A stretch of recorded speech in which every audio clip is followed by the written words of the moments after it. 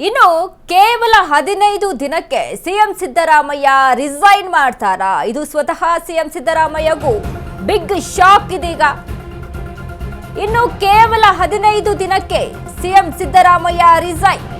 ಇದು ಸ್ವತಃ CM ಸಿದ್ದರಾಮಯ್ಯಗೂ big shock. May ಕ್ರಾಂತಿಗೆ ಇನ್ನು 15 ದಿನ ಬಾಕಿ. ಸಿಎಂ ಸಿದ್ದರಾಮಯ್ಯ ರಾಜೀನಾಮೆ ಪಕ್ಕಾನ? ಸಿದ್ದು ರಿಸೈನ್ ಕುರಿತ ಸ್ಫೋಟಕ ಮಾಹಿತಿ. ಬಿಜೆಪಿ ಸಂಸದ ಬಿಚ್ಚಿಟ್ಟರು ಸಿದ್ದು ರಾಜೀನಾಮೆ ರಹಸ್ಯ. ಸಿದ್ದರಾಮಯ್ಯ ಇನ್ನು ಬರೀ 15 ದಿನ ಮಾತ್ರ ಸಿಎಂ. ಬಿಜೆಪಿ ಸಂಸದ ಗೋವಿಂದ ಕಾರಜೋಳ ಸ್ಫೋಟಕ ಮಾಹಿತಿ.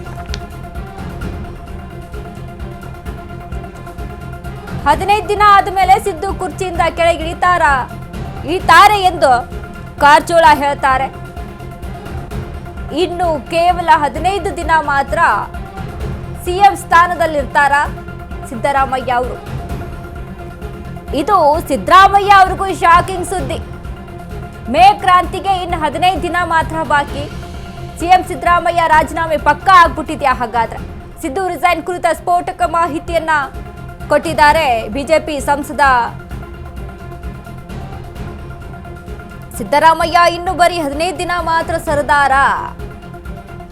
ಬಿಜೆಪಿ ಸಂಸದ ಗೋವಿಂದ ಕಾರಜೋಳ ಸ್ಫೋಟಕ ಮಾಹಿತಿ. ಬೈ ಎಲೆಕ್ಷನ್ ಸರ್ವೆ ಬಳಿಕ ಹೊರಬೀಳಲಿದೆ ಸಿದ್ದು ಕುರ್ಚಿ ರಿಸಲ್ಟ್. ಸಿದ್ದರಾಮಯ್ಯನವರು ಇನ್ನು 15 ದಿನ ಮಾತ್ರ ಸರದಾರ.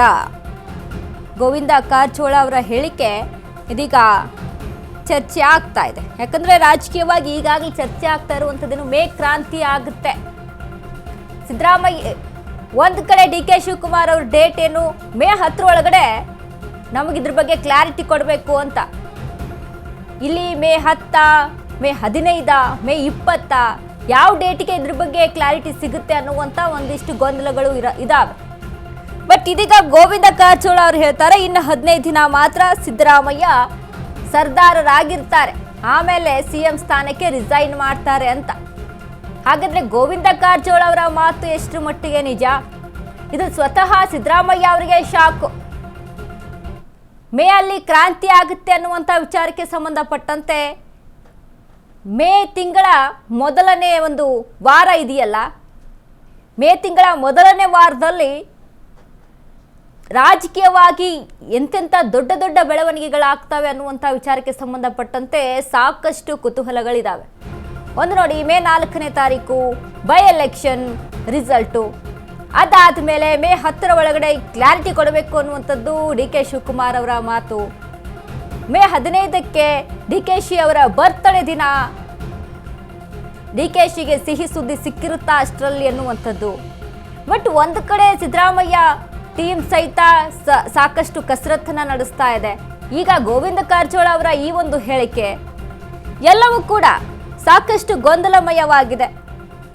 ಏನಾಗುತ್ತೆ, ಏನಾಗ್ಬಿಡುತ್ತೆ ಅನ್ನುವಂಥ ವಿಚಾರಕ್ಕೆ ಸಂಬಂಧಪಟ್ಟಂತೆ 15 ದಿನ ಮಾತ್ರ ಸಿಎಂ ಸ್ಥಾನದಲ್ಲಿ ಇರ್ತಾರೆ ಅನ್ನುವಂಥ ಮಾಹಿತಿ ಕೊಡ್ತಾ ಇದ್ದಾರೆ. ಬಟ್ ಇದೆಲ್ಲವೂ ನಿಜ ಆಗ್ಬಿಡುತ್ತಾ? ಹಾಗಾದ್ರೆ ಗೋವಿಂದ ಕಾರಜೋಳ ಅವರ ಈ ಹೇಳಿಕೆ ನಿಜ ಆದ್ರೂ ಆ ಪಟ್ಟಕ್ಕೆ ಯಾರು ಅನ್ನುವಂಥ ಪ್ರಶ್ನೆ. ಯಾಕಂದ್ರೆ ಒಂದು ಕಡೆ ಸಿದ್ದರಾಮಯ್ಯ ಅವರ ಬನ ನಡೆಸ್ತಾ ಇರುವಂಥ ಪ್ರಯತ್ನ ಇದೆಯಲ್ಲ, ಇದು ಡಿ.ಕೆ. ಶಿವಕುಮಾರ್ ಅವರ ಪರವಾಗಿ ನಡೆಸ್ತಾ ಇದೆಯಾ ಅನ್ನುವಂಥದ್ದು ಇಲ್ಲಿ ಹೇಳಕ್ಕೆ ಅಸಾಧ್ಯ. ಯಾಕಂದ್ರೆ ಒಂದು ಕಡೆ ಸಿದ್ದರಾಮಯ್ಯ ಆಪ್ತರಿಗೆ ದಲಿತ ಕಾರ್ಡನ್ನ ಪ್ಲೇ ಮಾಡ್ಕೊಳ್ತಾ ಇದ್ದಾರೆ, ಮೇಲಿಂದ ಮೇಲೆ ಹೈಕಮಾಂಡ್ನ ಭೇಟಿ ಮಾಡ್ತಾ ಇದ್ದಾರೆ. C Mahadevappa, KH. Muniyappa, Jarkiholi, Satish Jarkiholi, doctor G Parameshwar ಅವರ ಹೆಸರು ಮುನ್ನೆಲೆಗೆ. ಇವೆಲ್ಲವೂ ಕೂಡ ಒಂದು ಕಡೆ ಗೊಂದಲವನ್ನ ಸೃಷ್ಟಿ ಮಾಡಿದೆ.